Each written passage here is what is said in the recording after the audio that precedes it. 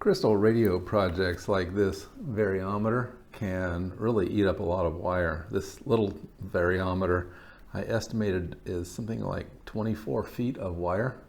Yeah, so, and the big one I can't remember. It's many times that. So, and it starts adding up. I mean, that gets to be expensive. And one source of wire, of course, is from old transformers. And of course, I hope I don't have to tell you, never work on something that's plugged in and charged. And if you're going to disassemble something, use proper care. If you don't know what you're doing, just stay away from it because you can't electrocute yourself. But got an old transformer. I don't even recall what this one is from. And if you break them apart, we're going to talk about these seams here, right there and all across here in a second, but let me show you how this is made, and then you can see how easy it is to tear one apart. This style is called an EI transformer, and that's because there's this piece which looks like an E, and there's this piece that looks like an I, and through these holes are where the wire is wound. So it's wound towards the camera and then down and then like this. And the layers are staggered, so usually you'll have this like EI like this, and then the next E will be facing this way, and then the I will be there, and then they're just stacked that way.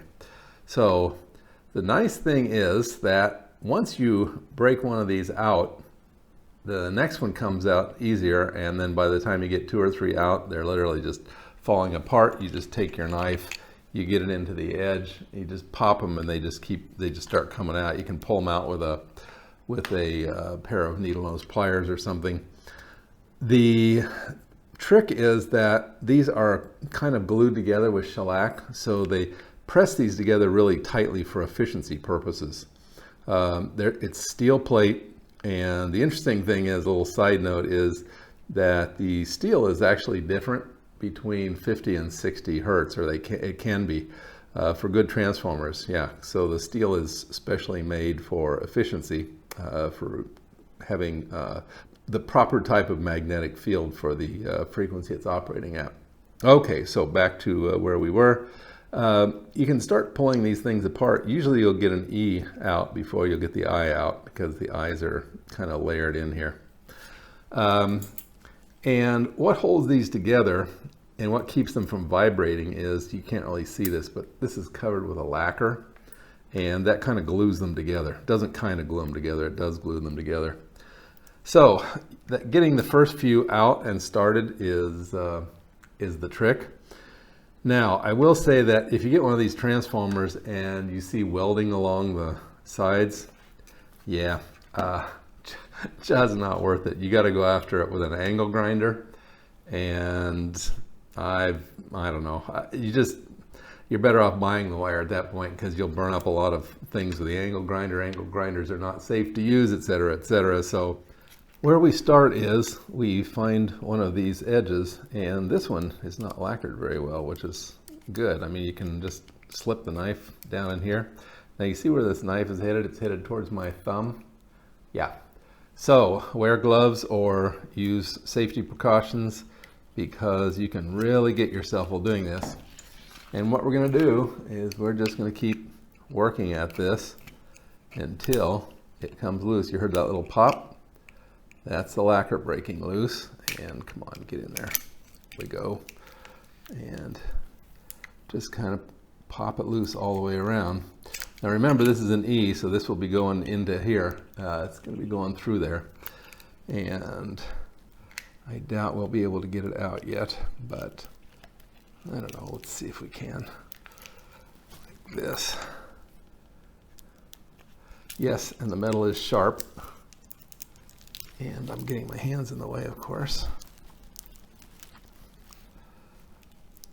Let's see if I can get the needle nose pliers on there yet.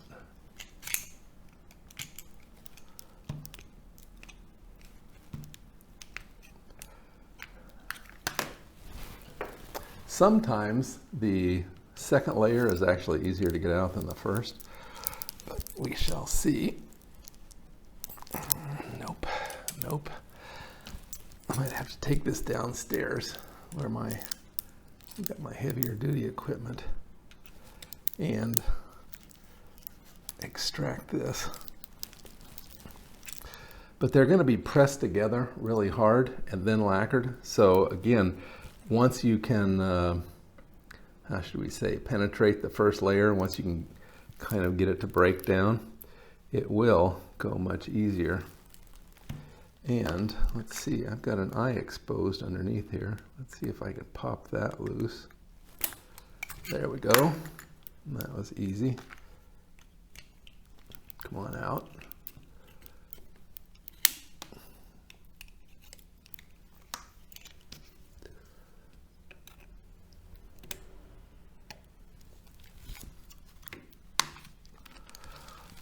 There we go. So there's our first eye. And the more pressure we can take off of here, so you can just go down this side and start popping these off of here. And if we can take some of the pressure off of the bar that's going through here, then this will come out easier. So yeah, you seem like you're playing it by ear, and that's true. Once you kind of know how these things are made, you can wing it a little bit, and each one will have a little different approach depending on how well lacquered it is. There's my little screwdriver.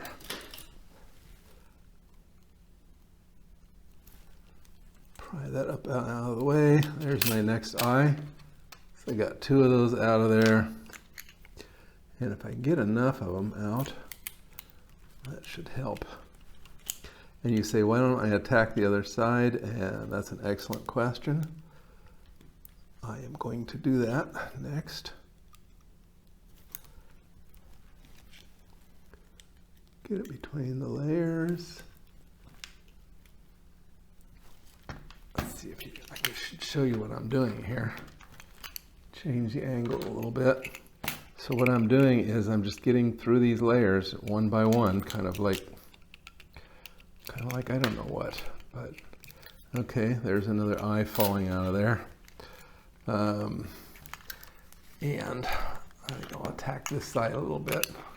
Again, I just want to get enough pressure off of one of these that it gives up the ghost and comes out of there.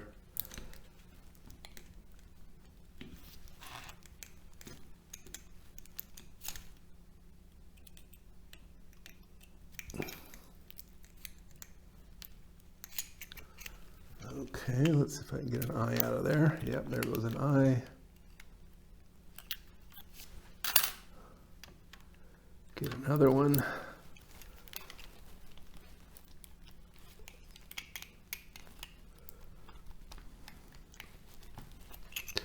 Loosen that up. There goes another eye.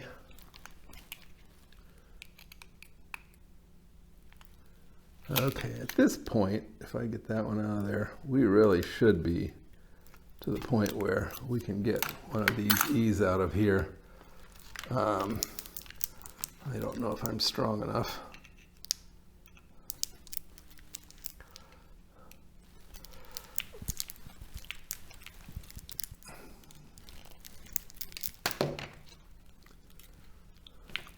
That's a little easier. Pry that up.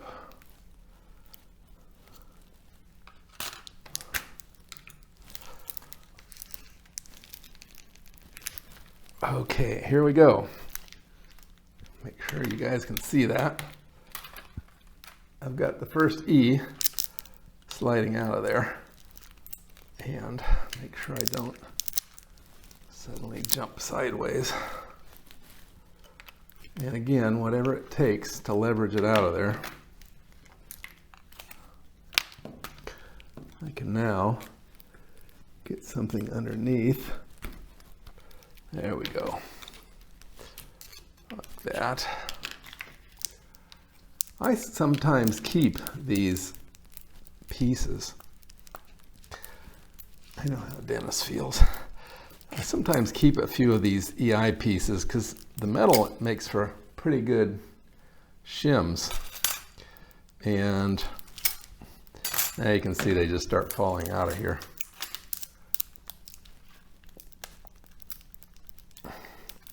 Yeah, I don't even need the pliers. I do need the knife to pop the shellac, the lacquer off of here.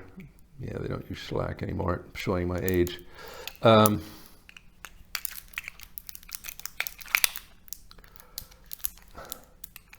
But now that's all we have to do is keep popping that shellac. I'm going to keep saying that. Keep popping that lacquer loose.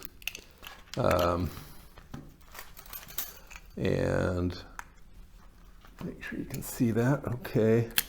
I can literally just kind of go like this now. I have to get it in the crack, of course. There we go.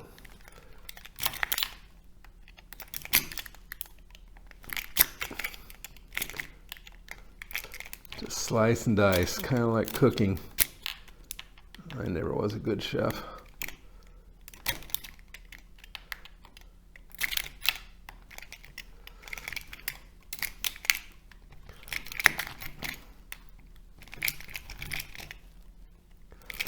There we go. And let's see how many of these eyes are willing to fall out by themselves.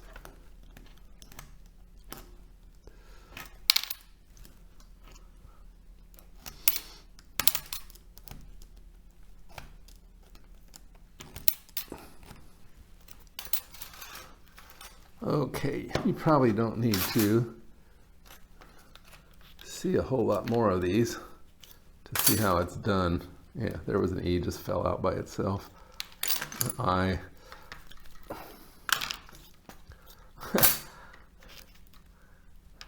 Yeah, at this point, it would be hard to hold it together. It's going to just start falling apart if I got these. The only thing holding it together is the lacquer.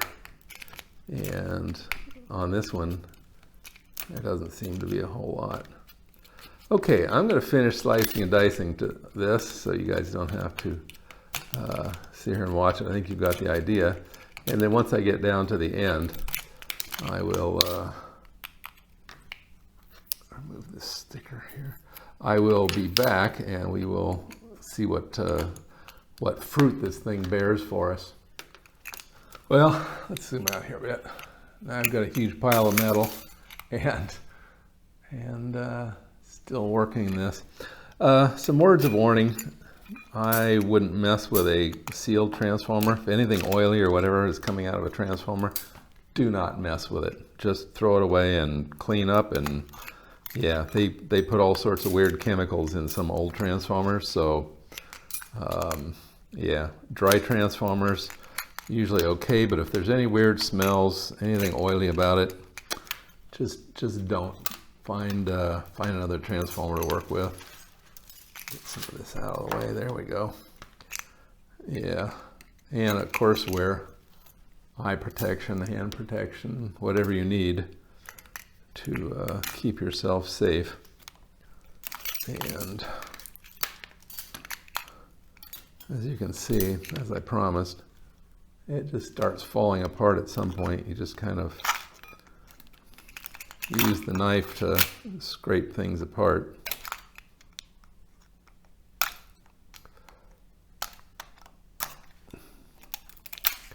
And if this was one of those welded transformers, yeah, we wouldn't even have begun.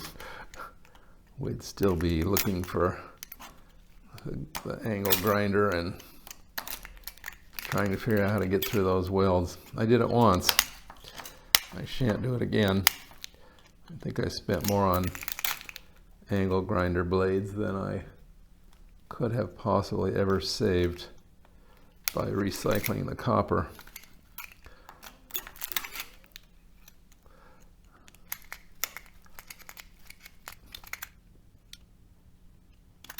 That one got a little bit more lacquer than the others.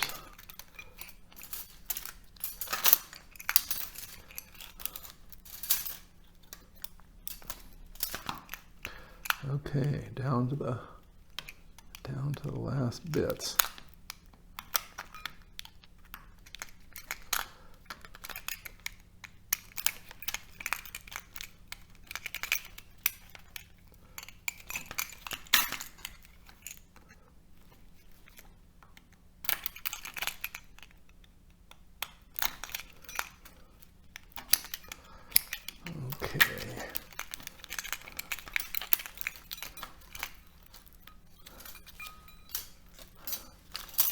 Now what I think we should do is we should get rid of this mound of metal. So I'll get it out of the way and then we can focus on our coil where the copper is. Let's see what we got underneath this tape. A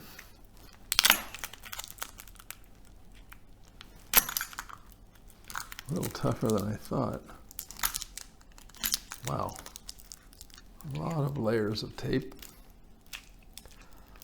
Watch my fingers. Whoa. That's some serious heavy duty wire. We are talking a lot heavier than anything else I've got. So that's, yeah, this is kind of a good, this is bearing fruit.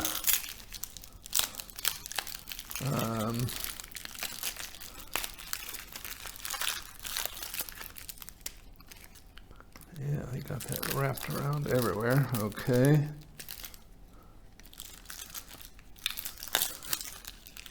Wow. Can you see that? That is some heavy duty wire.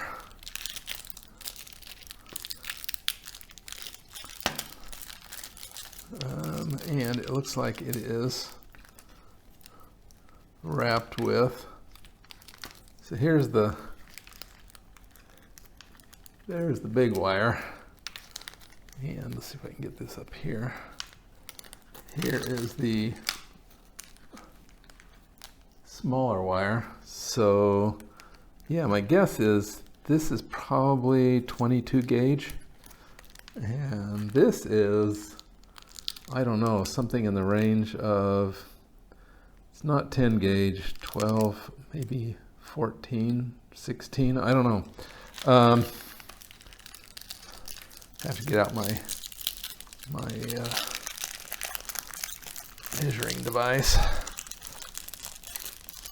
Wow.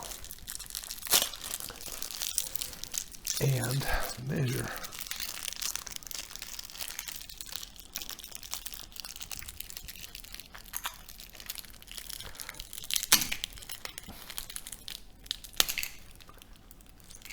Okay. Get everything back and centered.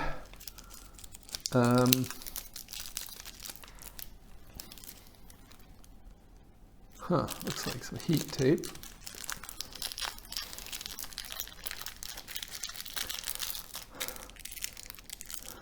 I see. Okay, so it looks like they use this yellow tape to separate the different layers of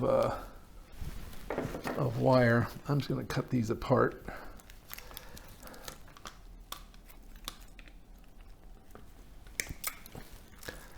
Okay, there's one.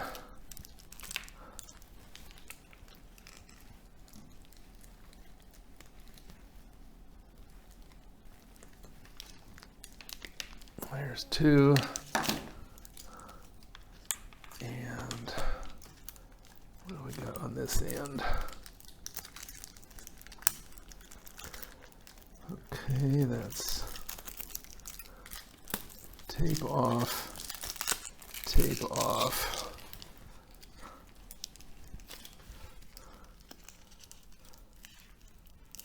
And yeah. So what I need to do is, well, actually what I'm going to do is I'm not going to despool this until I need it. I have been known to respool these onto other spools. Right now I don't have any extra spools. So I am just going to leave it on here the way it is. But as you can see, we've got a lot of fine wire. Let's see if we can see how much. So here, let's see if we'll zoom in. It's max.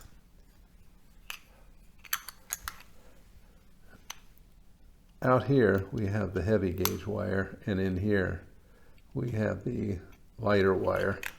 So yeah, we've got a lot of meters of both, and easily enough to do a significant project with it. But okay, so that's one place to get inexpensive copper wiring for your crystal radio projects and other projects requiring significant amounts of wire. Okay, well, I hope you found that useful and interesting in your crystal radio and other electronic endeavors, and hopefully it'll save you a little money.